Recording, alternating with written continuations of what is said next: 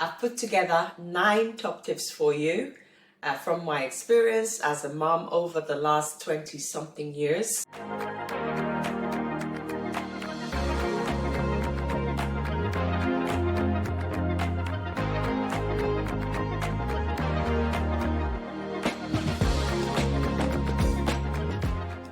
Welcome to my kitchen. Welcome to Maury's Kitchen. This is where I help you to thrive, not just survive, to thrive as a mom. Welcome back to this series on top tips for thriving moms. In the first video, we had 2 tips. Okay, so let's get back into it. Tip number 3, communicate in your child's love language. For me, this journey began many years ago. My sister gave me a book. Yes, I come from a large family and I love it. So one of my sisters gave me this book titled The 5 Love Languages by Dr. Gary Chapman. In it, Dr. Chapman talked about what he called love languages, the way that we receive and give love as humans.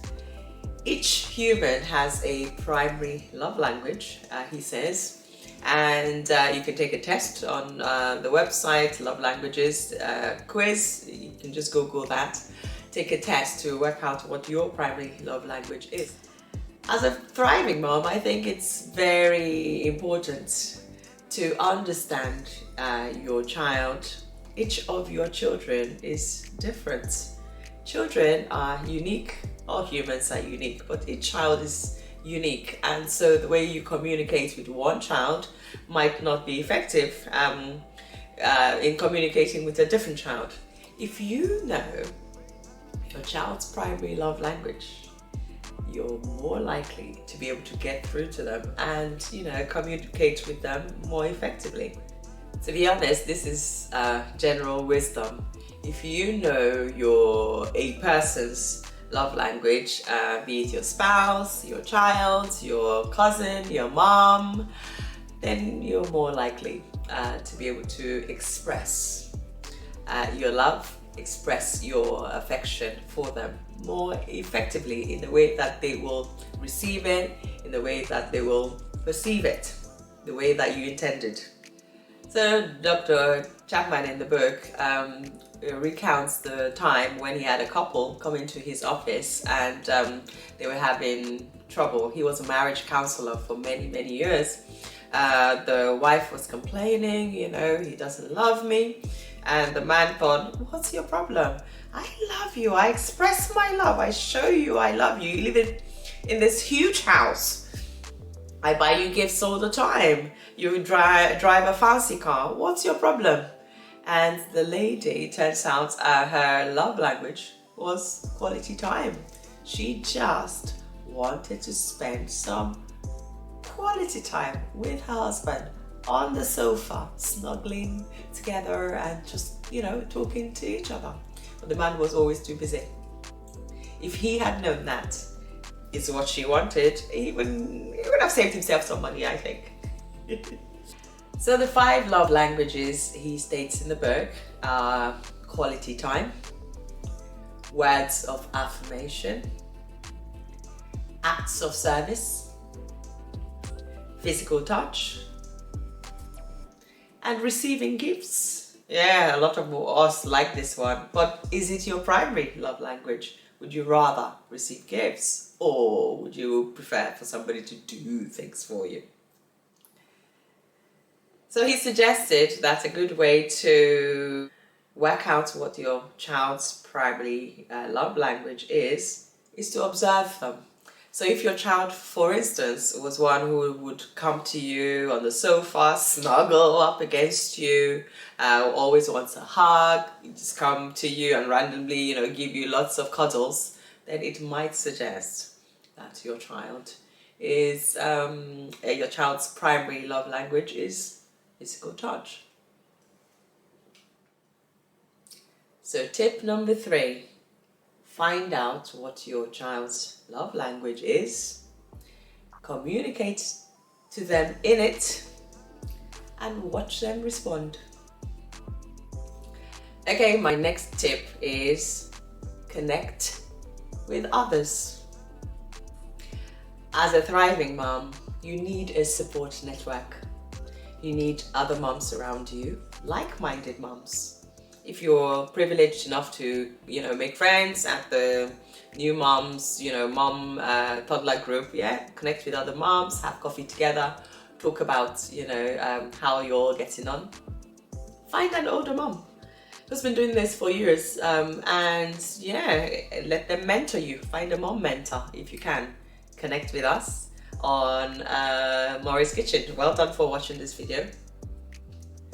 For me, as a mom in the diaspora, again, growing up in Nigeria, this is one that I found quite hard, coming from a society where the whole concept of it takes a whole village to raise a child was very predominant to a different culture where people tend to keep them to themselves. I really had to work hard to establish my support network, and I'm really pleased I did. As a mom, you are going to have challenges. We all do. You're going to have the highs and the lows, so you need to make sure you know who's there to support you, and vice versa. Be that mom friend to somebody else. Moms, ask for help. You don't have to be a superhero all the time to thrive as a mom. When you're struggling, ask for help. It might be from, if like me, you're a Christian mom, it might be from the children's ministry in your church, or the support network you've already established. Don't keep it to yourself. Reach out, get help. If you have an elderly neighbor who likes to babysit your children, reach out when you need help. If you don't ask for help, people are going to think you're okay. Ask for help. Stay connected. Don't be an island. Humans were built for community, especially moms. My very next tip, this one is important, especially in these days of social media and glossy pictures and seemingly problem-free lives. Be yourself. Do you. I always joke around with my younger mom friends and say you might not feed them organic grass-fed chicken, but if you're doing the best you can using the resources available to you, you're doing okay. You're doing well, mom. Be yourself, doing what you can to the best of your ability, using the resources that you have, including your support network. Growing up, my mom always said this, not just to me, she said it a lot. Don't ever pray to be like Mrs. So-and-so, because you don't know what you're praying for. You don't know what's happening in the background. If there's something specific that you like, then say, yes, Father, Lord, help me to be, better at managing my time like that lady. But be yourself. You're unique. God created you to be your child's mom, not her. Chose you. There's a reason why. So be your very best mom self. Tip number 5, be yourself. Be the best mom you can be. Okay, my first top tips for you.